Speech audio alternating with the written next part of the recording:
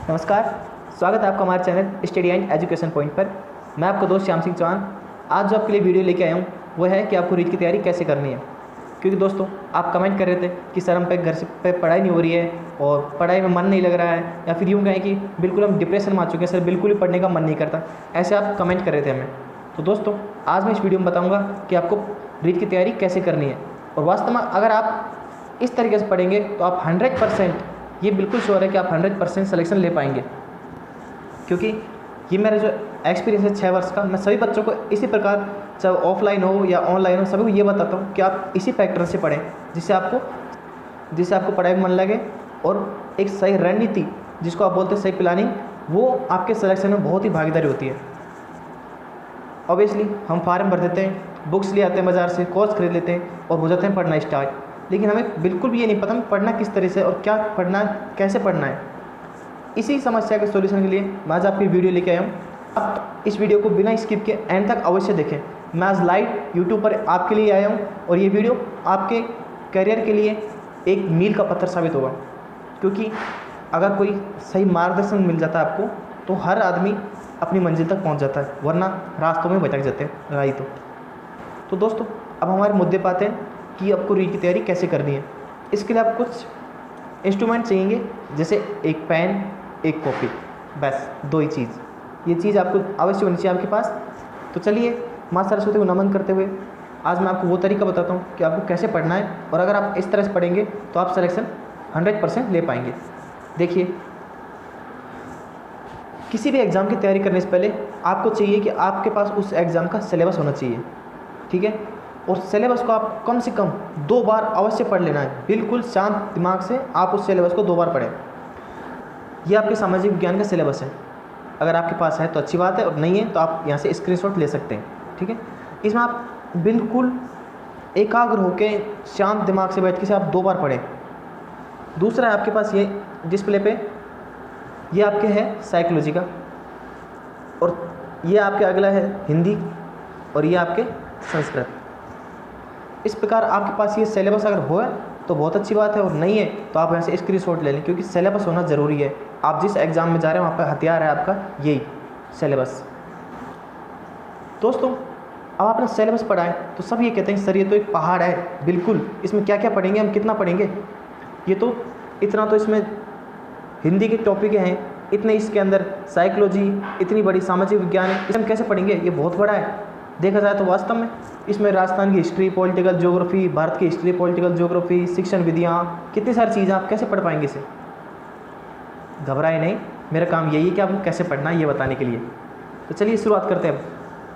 अगर आपने सिलेबस को पढ़ लिया है तो अब आप एक कॉपी और पेन लें आपके पास। तो दोस्तों आप थोड़ी देर के लिए एकाग्र हो जाएं, आपका ध्यान आपकी मोबाइल स्क्रीन पर और आपके कान मेरी आवाज़ पर हो। देखिए दोस्तों, अगर आपने पहले सिलेबस को पढ़ लिया ढंग से तो अब आप कॉपी और पेन लें, और उसमें आपको एक फार्मूला मैं बता रहा हूँ, वो फार्मूला अप्लाई करना है। और वो फार्मूला है आपके कौन सा, SMW। ये आप पूछेंगे सर SMW क्या है। तो दोस्तों S का मतलब है यहाँ पर आपके स्ट्रॉन्ग टॉपिक, और M का मतलब है मॉडरेट, और W का अर्थ है वीक टॉपिक। जब आप इस सिलेबस को पढ़ लेंगे तो आपके दिमाग में ये 3 ही बातें निकल के आएंगी कि सर इसमें मेरे ये टॉपिक तो मजबूत हैं, ये तो अगर आप अभी एग्ज़ाम ले तो मैं इनके क्वेश्चन तो अभी आंसर दे सकता हूँ। ये है आपके मॉडरेट। इस मॉडरेट का मतलब है कि वो विषय जो आपको कुछ आते हैं, या फिर यूँ कहें कि थोड़ी बहुत उनमें कसर है, अगर आप उसे थोड़ा पढ़ लेंगे तो वो भी आपके मजबूत हो जाएंगे। ये वो सब्जेक्ट है। और वीक, ऐसा कोई परफेक्ट आदमी नहीं जिसे पूरा सिलेबस दिया वो याद हो जाए। और ये वीक टॉपिक वो होते हैं जो आपको बिल्कुल भी नहीं आती, सर ये तो मुझे बिल्कुल आते ही नहीं है। ये 3 विषय आपके सामने निकल कर आएंगे। तो जब आप सिलेबस को पढ़ लेते हैं तो आप अपनी कॉपी पेन लें एक, और उसमें हर सब्जेक्ट का, जैसे मैंने अभी आपको मैं बताता हूँ कैसे बनाना है आपको। ये देखिए, ये राजस्थान जीके। आपको सबसे पहले एस यानी स्ट्रॉन्ग, आप जब सिलेबस को पढ़ेंगे तो उसमें जो आपके स्ट्रॉन्ग टॉपिक उनको आप यहाँ लिख लें। देखिए जैसे भौतिक प्रदेश हुए, अपवा तंत्र, झील, राजस्थान के किसान आंदोलन, एकीकरण, मेले त्यौहार, वेशभूषा, आभूषण, और ये पर्यटन स्थल, ये सब आपके स्ट्रॉन्ग टॉपिक हैं। अधिकतर बच्चों के ये क्या मजबूत होते हैं। ठीक है, इनको कम पढ़ना है आपको, पर पढ़ना तो है क्योंकि कहीं आप भूल जाएं इनको पढ़े ही नहीं कि ये तो आपको आते हैं, ये पढ़ने, लेकिन ये आपको कम पढ़ने हैं। दूसरे आपके मॉडरेट, ये मॉडरेट सब्जेक्ट, ये जो आप देख रहे हैं यहाँ पर, ये इसमें आपके आते हैं यहाँ पर प्रमुख नहरें, नदी घाटी, कृषि, राजस्थान की राजवंश, 1857 की क्रांति और राजस्थान के प्रमुख व्यक्तित्व।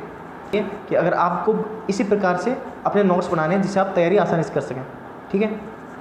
तो देखिए, अब आपके ये मॉडरेट जो विषय हैं इनको आप यहाँ इस प्रकार लिख लें। दूसरे हैं आपके यहाँ पे, तीसरा जो टॉपिक आता है वो आता है आपके यहाँ वीक सब्जेक्ट का। तो हाँ, हमें उद्योग, जनसंख्या, खनिज, प्रजामंडल, ये आपके वीक सब्जेक्ट हो गए। तो आपका सभी सब्जेक्ट को इसी प्रकार से बनाना है कि कौन से विषय में आपके कौन से टॉपिक मजबूत हैं ये आपको पता होना चाहिए।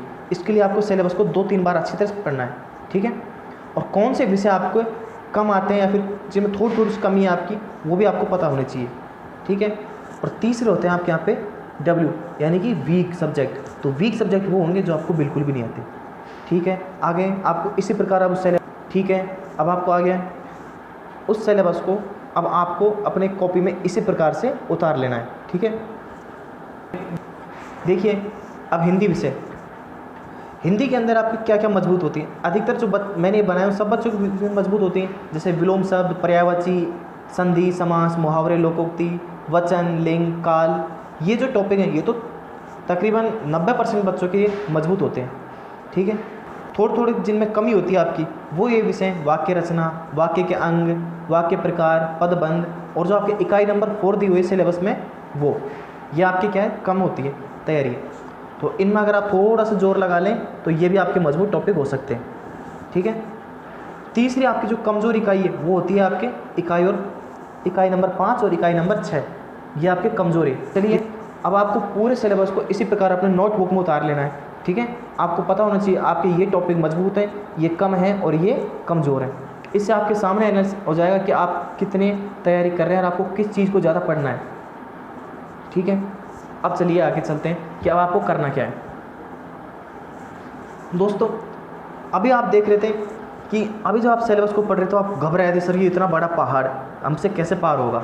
और अब आप देख रहे हैं कि सर ये पहाड़ थोड़ा छोटा हो गया, अब ये पहाड़ी जैसा है, इसे हम कर लेंगे पार, मेहनत करेंगे तो, ठीक है।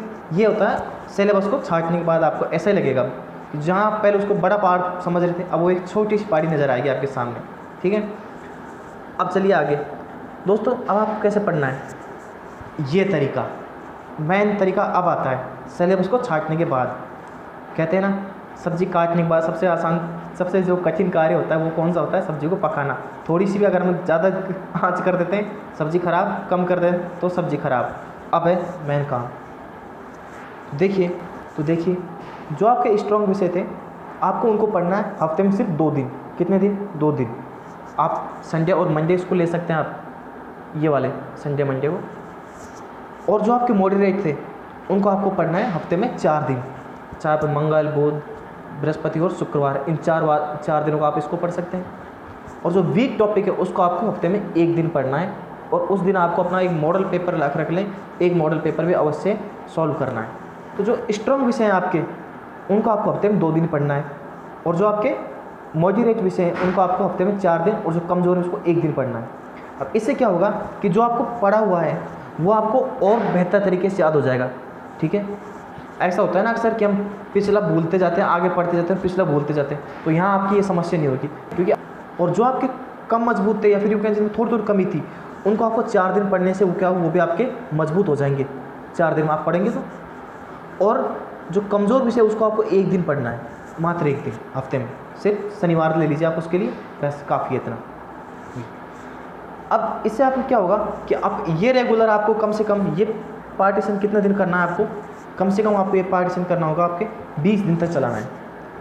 20 दिन तक आपको यही करना है कि जो आपके स्ट्रॉन्ग विषय हैं उनको आपको 2 दिन, और जो कम स्ट्रॉन्ग है उनको 4 दिन, और जो वीक है उसको हफ्ते में 1 दिन पढ़ना है।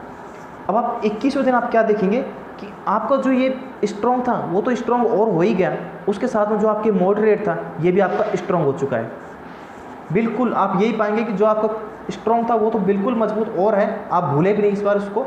और आपका जो ये मॉडरेट था, जो कम कम मजबूत था वो भी अब आपके मजबूत है।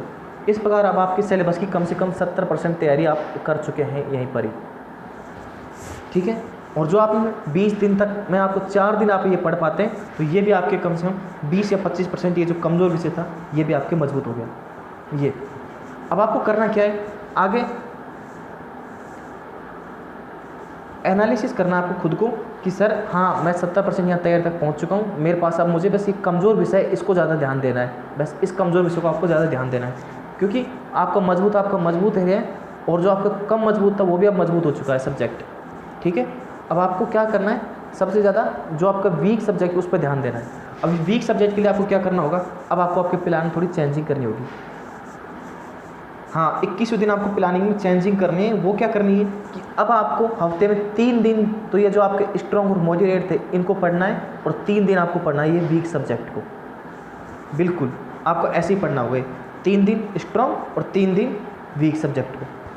इससे अब आपके सिलेबस को 100% तरीके से कवर कर पाएंगे और पूरी बातें आपको याद भी रहेंगी, आप भूल भी नहीं, बिल्कुल भी भूलने का सवाल नहीं कि आप भूल जाओगे। आपको इस सब्जेक्ट को इसी प्रकार से बांटना है। अगर आप शुरुआत में सिलेबस को हाथ में ले लेते हैं और आप चलते हैं सर पढ़ते जाते हैं तो आप बिल्कुल आगे पढ़ते जाएंगे और पीछे का भूलते जाएंगे, ये आपकी समस्या हो जाएगी।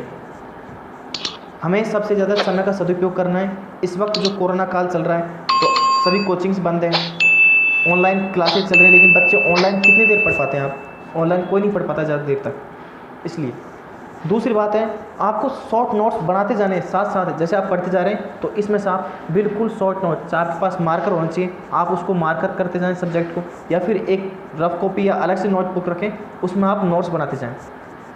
हमारे चैनल पर जो आपको हम पढ़ाते हैं या फिर हमारे जो एजुकेशन टीचर्स आते हैं हमको पढ़ाने के लिए, वो मैं उनसे यही कहता हूँ कि सर आप बिल्कुल लेंथी ना पढ़ाएं बच्चों को, बस वो पढ़ाएं जो उनको याद हो जाए और एग्ज़ाम तक याद रहे। इसलिए हम शॉर्ट तरीके से पढ़ाते हैं आपको। शॉर्ट तरीके से पढ़ने का फ़ायदा ये होता है कि आप जब एग्ज़ाम के पास आपके पास आती है तो आपको रिवीजन करने के लिए टाइम चाहिए। तो आप पूरी किताबों को, ऐसा है नहीं कि आप पूरे एक दिन पूरी किताब को पढ़ पाएंगे। बिल्कुल अगर आपने शॉर्ट नोट्स बनाए हैं तो अगर आप 10 दिन में उनको पढ़ लेते हैं तो पूरी जो आपने पढ़ा वो रिवीजन हो जाएगा, ठीक है। इसके अलावा हमारे जो टीचर्स आपको पढ़ाते हैं बिल्कुल डायग्राम मैप के द्वारा पढ़ाते हैं, तो आप भी अगर पढ़ें तो आप किसी भी नोट्स को बनाते समय डायग्राम मैप अवश्य बनाएं उनका, क्योंकि एक चित्र हज़ारों शब्दों के बराबर होता है। एग्जाम में अगर आपको कुछ याद नहीं आया, अगर कोई चित्र भी याद आ जाता है ना, आप बिल्कुल उस सवाल को हल कर पाएंगे, ठीक है।